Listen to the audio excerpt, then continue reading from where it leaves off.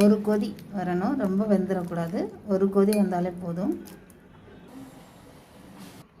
நல்லா அவிச்சி எடுத்தாச்சு. ஒரு கொதி வந்தோடனே அவிச்சி எடுத்தாச்சு.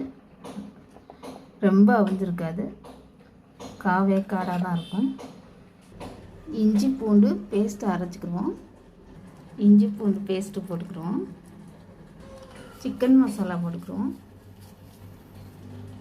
உப்பு ஏற்கனவே போட்டிருக்கிறதுனால லைட்டாக கொஞ்சமாக உப்பு போட்டுக்கிறோம். கொஞ்சமாக அரிசி மாவு போட்டு பிசைஞ்சுக்கிடுவோம். கார்ன்ஃப்ளவர் மாவு இருந்தாலும் ரொம்ப நல்லது தான். ஆயில் இப்போ ஹீட் ஆயிடுச்சு.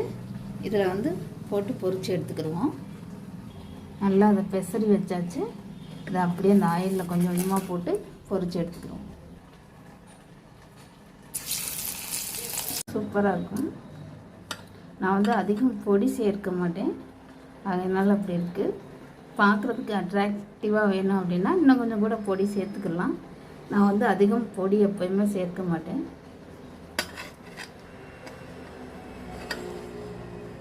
சூப்பராக இருக்கும் தயிர் சாதத்துக்கு.